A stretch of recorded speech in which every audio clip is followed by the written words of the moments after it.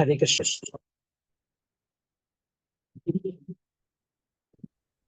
Yes, हरे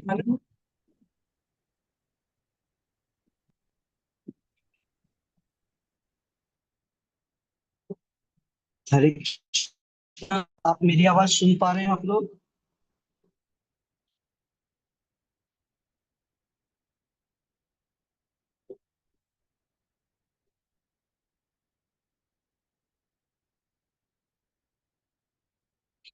हर्षिता, माता जी, मेरी आवाज आ रही है क्या? आपकी आवाज आ रही है प्रभु जी। हरे कृष्णा प्रभु जी। Yes. So welcome to all the devotees for today's session of Gita. स्वागत, हार्दिक अभिनंदन। कार्यक्रम की शुरुआत भगवत नाम उच्चारण के साथ, तो मेरे साथ आप दोहराइए, रिपीट करिए। ओम नमो भगवते वासुदेवाय। ओम नमो भगवते वासुदेवाय। ओम नमो भगवते वासुदेवाय। धृत्या नरं चैव नरोत्तमं देवी सरस्वती व्यासं ततो नष्टप्रायेषु भद्रेषु नित्यं भागवत सेवया भगवती उत्तम श्लोके भक्तिर्भवति नैष्टिकी। ॐ अज्ञानतिमिरान्धस्य ज्ञानाञ्जनशलाकया चक्षुरुन्मीलितं येन तस्मै श्रीगुरुवे नमः। नमः विष्णुपादाय कृष्णपृष्ठाय भूतले श्रीमते भक्तिवेदांत स्वामिन्निति नामिने। नमस्ते सारस्वते देवे गौरवाणी प्रचारिणि निर्विशेष शून्यवादी पाश्चात्य देशतारिणि। जय श्री कृष्ण चैतन्य प्रभु नित्यानंद श्री अद्वैत गदाधर श्रीवासादि गौर भक्त वृंदा। हरे कृष्णा कृष्णा कृष्ण हरे हरे, हरे राम राम राम हरे हरे। मूकं करोति वाचालं पंगुं लंघयते गिरिं यत्कृपातमहं वन्दे श्रीगुरुं दीनतारिणम्। यत्कृपातमहं वन्दे परमानन्दमाधवम्। यत्कृपातमहं वन्दे चैतन्येश्वरम्। So, reading from Srimad Bhagavatam, Canto First,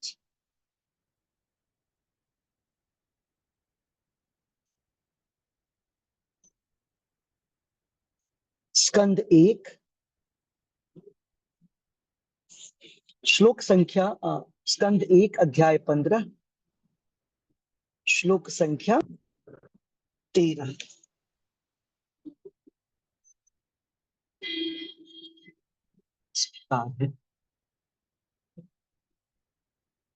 तत्रैव मे विहरतो दण्डयुग्मम् गाण्डीवलक्षणम् अराति वधाय देवा सिन्द्राः अनुभावितम् आजमीढ तेनाहमद्य मुषितम् पुरुषेण भूम्ना। अनुवाद और तात्पर्य श्रील प्रभुपाद जी द्वारा। श्रील प्रभुपाद की जय। सो यस,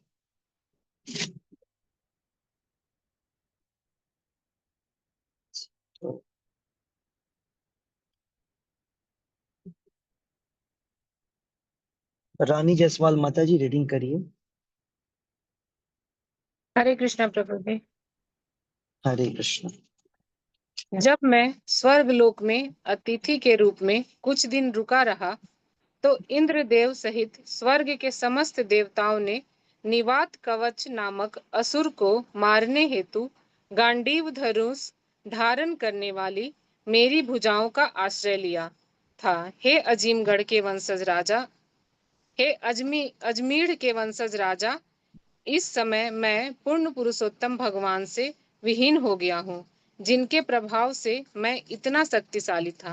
तात्पर्य: स्वर्गलोक के देवता निश्चय ही अधिक बुद्धिमान, शक्तिमान तथा सुंदर होते हैं, तो भी उन्हें अर्जुन से उनके गांडीव धनुष के कारण सहायता लेनी पड़ी, क्योंकि गांडीव धनुष भगवान श्री कृष्ण की कृपा से शक्ति संपन्न था। श्री भगवान सर्वशक्तिमान है और उनकी कृपा से शुद्ध भक्त उनकी इच्छा के अनुसार शक्तिमान हो सकता है, जिसकी कोई सीमा नहीं होती है।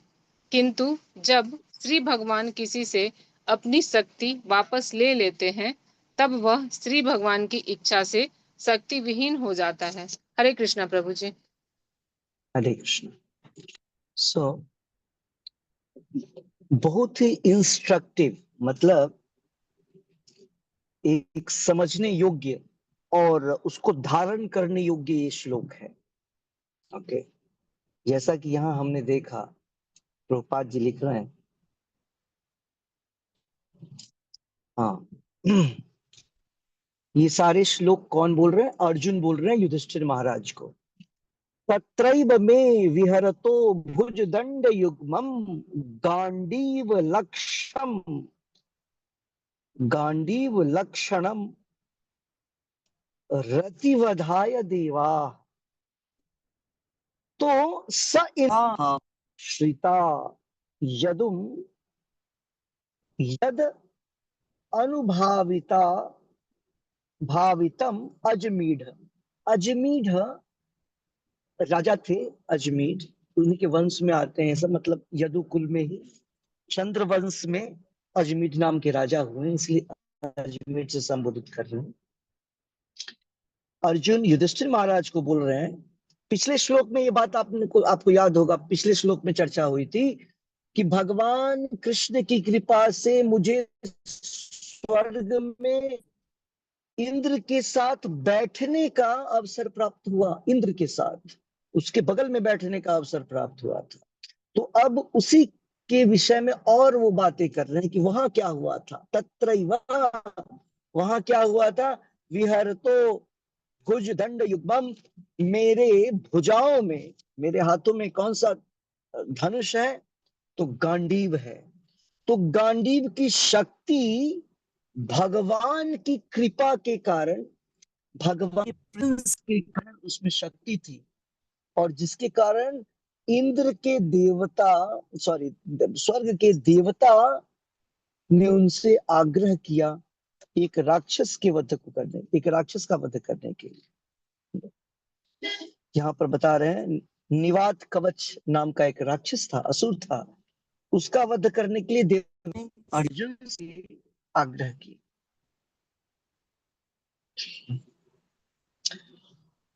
तो विरह करते हुए उदास मन अर्जुन बोल रहे हैं, वो भगवान पुरुषोत्तम, परम पुरुषोत्तम अब नहीं है, मैं उनसे विहीन हो गया, जिनके कारण मेरे पास वो सारी शक्तियां थी, है ना, जिससे कि स्वर्ग के देवता भी मुझे इनवाइट करते थे। और इतना ही नहीं, मुझसे मदद मांगते थे असुरों के वध के लिए। एग्जाम्पल दिया हुआ है इसमें, एक असुर का नाम बता रहे हैं, निवात कवच नाम के असुर के वध के लिए। तो प्रभुपाद जी यहाँ तात्पर्य में जो सबसे अच्छी बात लिख रहे हैं वो देखिए। प्रभुपाद जी लिख रहे हैं कि स्वर्ग में जब कोई व्यक्ति होता है ना, स्वर्ग के मनुष्य तो नहीं कहेंगे, स्वर्ग में देवता होते हैं। है ना, जीव के देवता, देवता बोलते हैं जीवों को। तो वो स्वर्ग का देवता, स्वर्ग में रहने वाले लोग बोल रहे हैं, वो हर दृष्टिकोण से कहने का अर्थ है बुद्धि की दृष्टि से, शक्ति की दृष्टि से, सुंदरता के दृष्टिकोण से, हर एक एंगल ऑफ विजन वो मनुष्य के लोगों से पावरफुल या श्रेष्ठ होते हैं, सुपीरियर होते हैं, है ना? लेकिन एक मनुष्य जो धरती का रहने वाला है, देवताओं के सामने किसी प्रकार से श्रेष्ठ नहीं है। उसको भगवान की कृपा के कारण वो देवताओं से श्रेष्ठ हो जाता है, इतना श्रेष्ठ हो जाता है कि देवता भी उनको बुलाते हैं कि आइए मेरी मदद करिए। अर्जुन इस पॉइंट को यहाँ पर हमारे समक्ष रख रहे हैं। और भगवान कृष्ण क्या ऐसे ही चुन लेते हैं किसी को?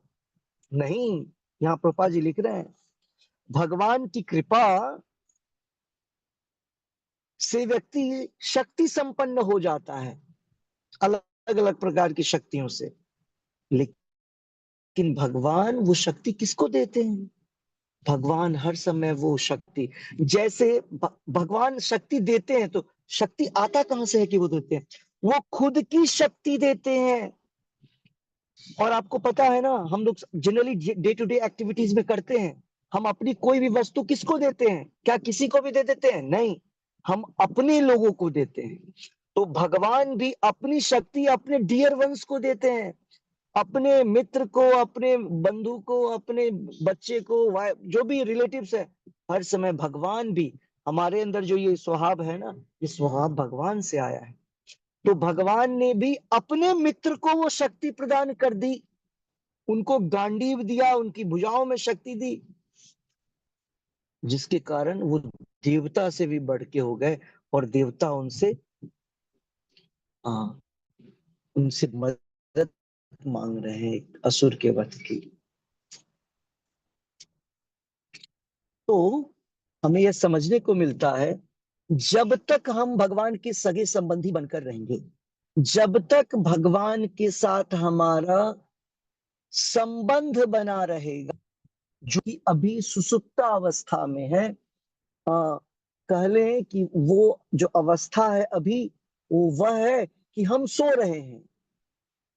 हमारी जो ये भगवान के साथ रिलेशनशिप है, संबंध है, वो हमको पुनः स्थापित करने की आवश्यकता है, रिस्टार्ट की आवश्यकता है। ओके, अभी वो संबंध टूट सा गया है, टूट सा गया है। ये देखिए, ऐसा सब टूट सा गया, टूट नहीं है, टूट सा गया, कभी टूट सकता ही नहीं है ना, कभी टूट नहीं सकता है। टूट सा गया अर्थ है, उसके कई कारण हो सकते हैं। या तो हम स्वप्न में, या तो हमारी यादाश्त चली गई है। जब हमारी यादाश्त चली जाती है किसी भी व्यक्ति की, तो उसके संगे संबंधी कौन है हमको स्मृत, हम स्मरण नहीं रहता, हमारी मेमोरी उसको रिकलेक्ट नहीं कर पाती। तो टूट गया है हमारी मेमोरी, हमारी जो मस्तिष्क, हमारी जो स्मृति है, वो चली गई है। और जब हम कृष्णा कॉन्शियसनेस, शुद्ध भक्त के संपर्क में आते हैं और से उसको पुनर्स्थापित करते हैं, उनके संग, शुद्ध भक्तों का संग करके, तो हमारी मेमोरी, हमारी स्मृति फिर से वापस आ जाती है, जिसको कि कृष्णा कॉन्शियसनेस, कृष्ण भावनामृत बोलते हैं, कृष्णा कॉन्शियसनेस बोलते हैं। तो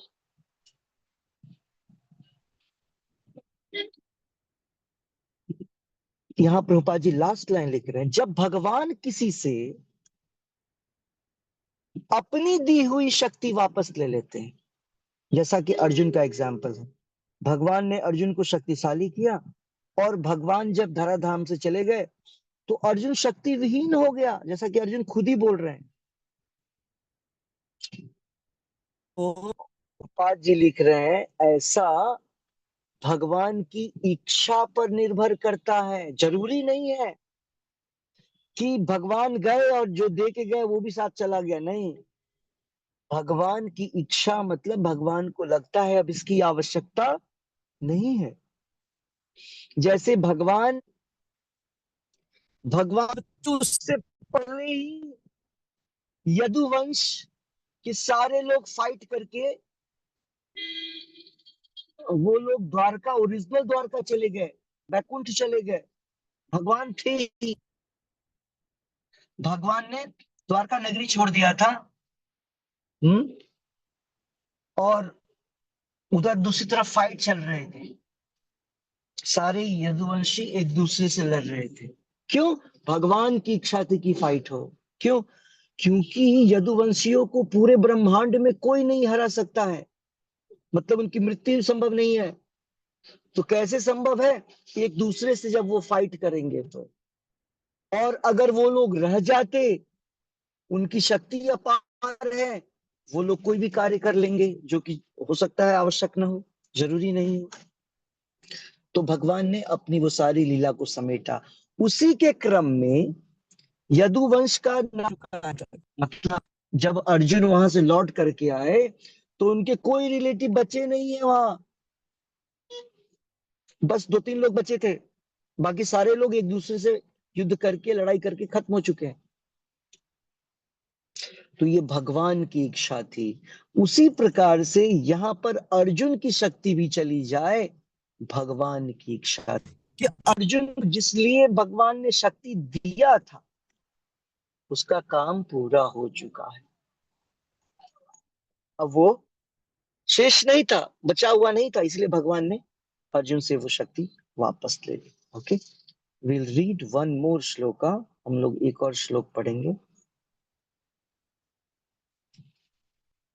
श्लोक संख्या 14। ये रहा आपके स्क्रीन।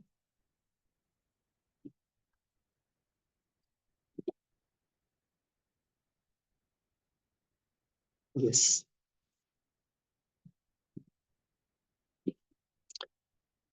यद बांधवः कुरु बलाब्धिम् अनन्तरम् एको रथेन हम अतीर्य सत्वम् प्रत्याह प्रत्याहृतम् बहुधनं च मया परेषाम् तेजास्पदं मणिमयं च हृतं शिरोभ्यः यद यद बांधवः कुरु बलाब्धिम् अनंत परम मे को रथिताति अहम अतीर्य सत्वम प्रत्याहतम बहुधनम च मया परेशान तेजास्पदम मणिमयम च हृतम शिरोभ्यः। तो इस श्लोक में अर्जुन खुद से बोल रहे हैं कि कौरवों की सेना और कौरवों में जो जनरल्स थे, सेनापति लोग थे, सेना जो थी वो समुद्र के समान थी। 11 और 7, 11 अक्षोहिणी सेना थी उस तरफ, और पांडवों की तरफ 7। बहुत लंबी संख्या थी, बहुत बड़ी संख्या थी उनकी तरफ। मतलब वे सारे लोग अनडिफिटेड, अजय लोग, अजय थी वो पार्टी। हम्म। और पांडव लोग बहुत कम थी संख्या में। तो इतना सब होने के बावजूद भी विजयी कौन हुआ? पांडव हुए। क्यों हुआ? क्योंकि पांडवों के जो मित्र थे ना, वो जहां होते हैं वहां विजय होती है। वो जहां होते हैं वहां वहां श्री होती है। यत्र श्री विजया। और और मोरालिटी, नैतिकता होती है, धर्म होता है वहां। ओके। तो यहाँ पर उसी को याद करते हुए अर्जुन बोल रहे हैं। अनुवाद और तात्पर्य शिला प्रभुपाद जी द्वारा। शिला प्रभुपाद की जय।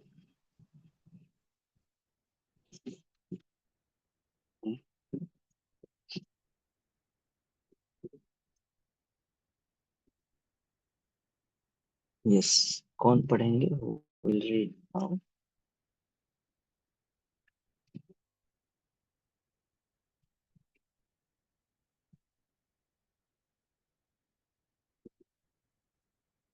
सुनीता माता जी रीडिंग कर पाएंगे तो करिए। हरे कृष्णा प्रभु जी। हरे कृष्ण। अनुवाद तथा तात्पर्य शिला प्रभुपाद जी द्वारा। शिला प्रभुपाद जी की जय। अनुवाद। जय। कौरवों की सैन्य शक्ति उस समुद्र की तरह थी जिसमें अनेक अजय प्राणी रहते थे।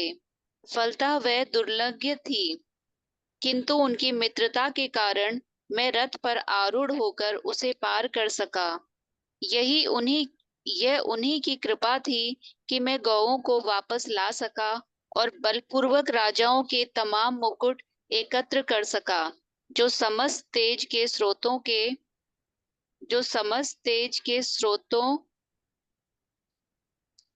जो समस्त तेज के एक मिनट, ये डायरेक्टली डाउन करने पे भाग जा रहा है। जो समस्त तेज यस। के स्रोत जो समस्त तेज के स्रोत रत्नों से जटित थे। तात्पर्य। कौरवों के पक्ष में भीष्म, द्रोण, कृप तथा कर्ण जैसे बड़े बड़े सेना नायक थे और उनकी सैन्य शक्ति विशाल समुद्र की तरह दुर्लभ थी। फिर भी यह कृष्ण की ही कृपा थी कि अर्जुन ने अकेले ही रथ पर बैठकर उन सबों को एक एक करके सरलता से समाप्त कर दिया।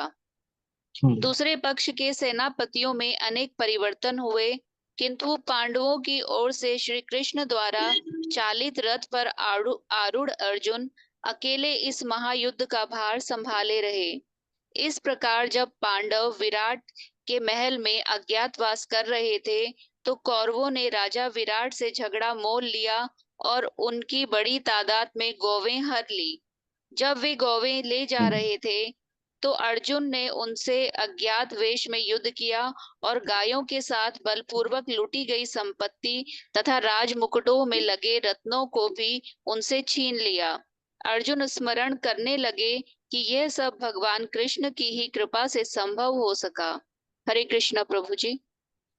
हरे कृष्ण। अब अर्जुन एक और इंस्टेंस को याद कर रहे हैं, एक और घटना जो उनके साथ घटी थी, जो कि भगवान कृष्ण से संबंधित है। और वो बता रहे हैं कि जब वे अज्ञातवास में थे, अज्ञातवास की किसी को पता नहीं चलना चाहिए कि वो पांडव है और कहाँ है, पता नहीं चलना चाहिए। ऐसे वास करना है कि किसी को पता नहीं चले कि पांडव। और तब वो राजा विराट थे, और विराट हस्तिनापुर से चढ़ाई कर दी जाती है। वहां के हस्तिनापुर की सेना चढ़ाई कर देती है विराट नगर पे।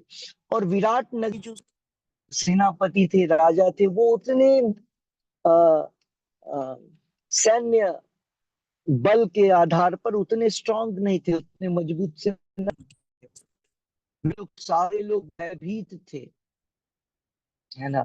कोई लड़ने जाना नहीं चाहते थे। तो अर्जुन वहां जाते हैं, और उसमें भी बस राजकुमार को लेकर के जाते हैं, राजा के बेटे को।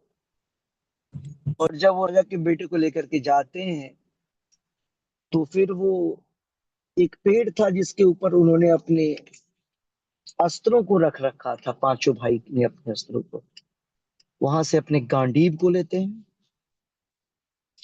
और अपना वन मैन आर्मी, एक तरफ अर्जुन है, दूसरी तरफ भीष्म है, द्रोण है, कर्ण है,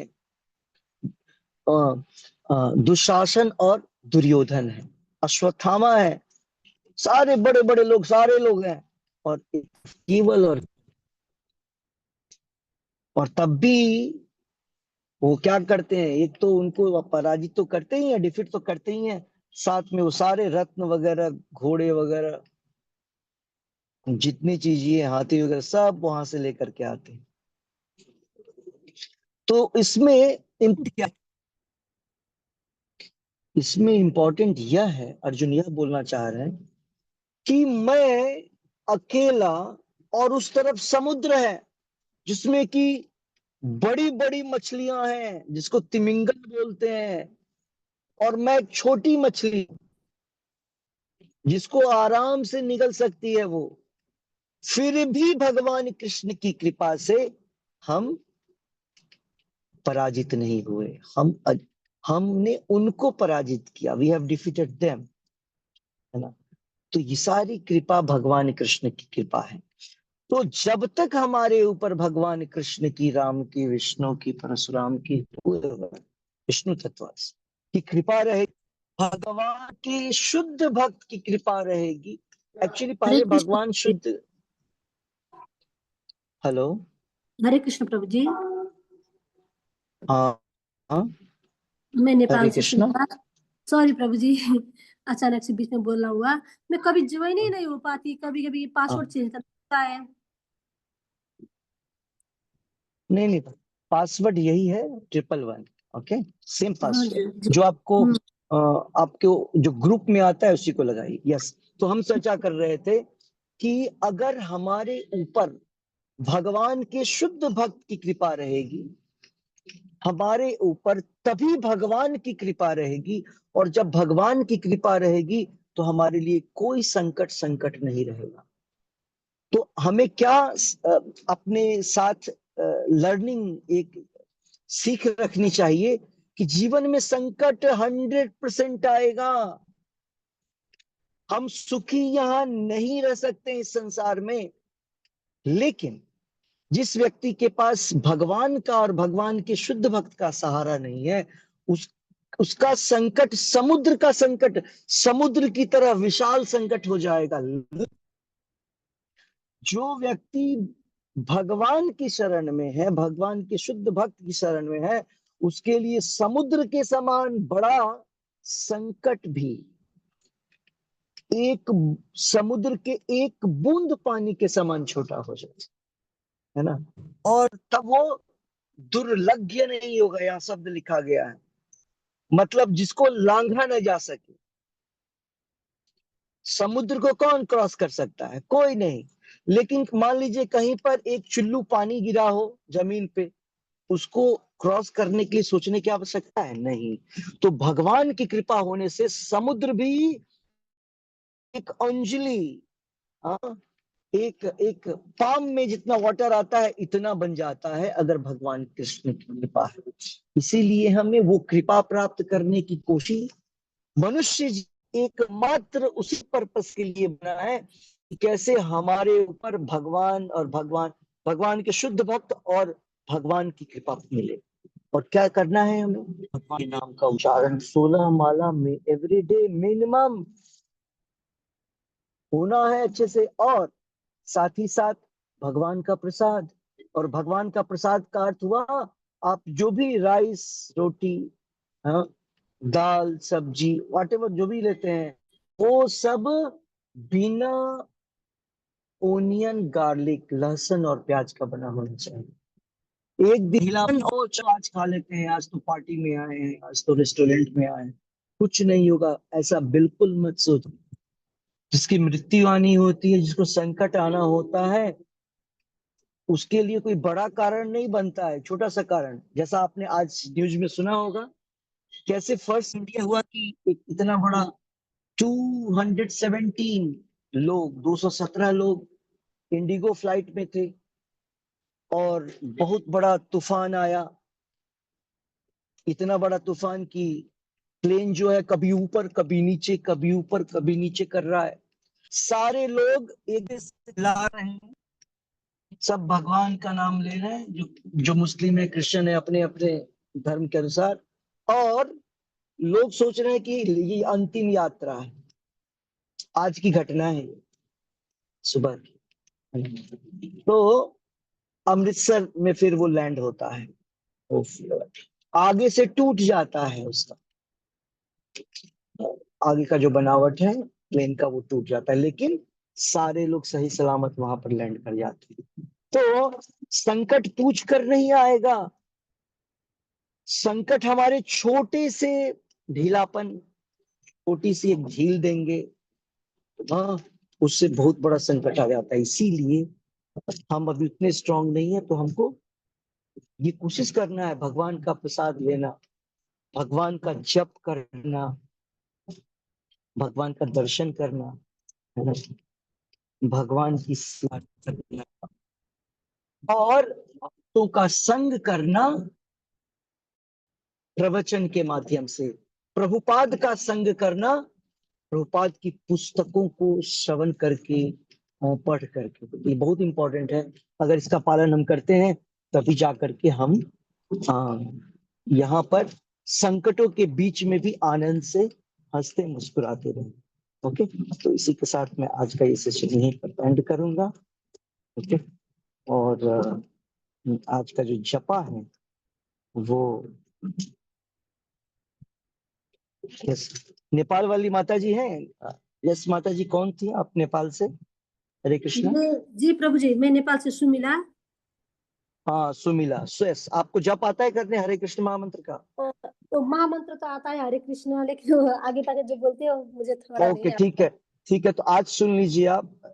हाँ, जी आज जो जपा है जी वो हर एक व्यक्ति सीख ले, किसी का भी नाम आ सकता है वहां जपा के लिए।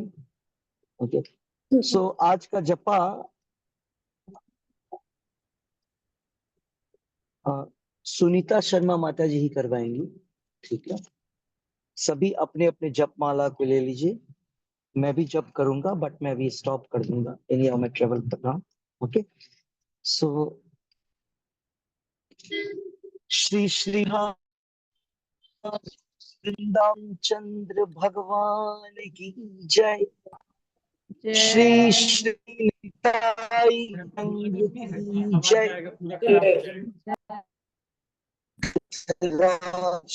भागवत की जय। संत कोटि वैष्णव वृंद की जय। जय नामाचार्य श्री हरिदास ठाकुर की जय। जय अनंत कोटि वैष्णव वृंद की जय। जय विश्व गुरु शिला प्रभुपाद की जय। जय निताई गौर प्रेमनंदे हरि हरि बोल। हरी हरी बोल। हरे हरे बोल। हरे कृष्ण हरे प्रभु कृष्णा। जी। हरे कृष्ण प्रभु यस जी। माता जी, हरे हरे कृष्णा कृष्ण। प्रभु जी। हरे कृष्णा प्रभु यस माता जी, जपा शुरू। नमो विष्णु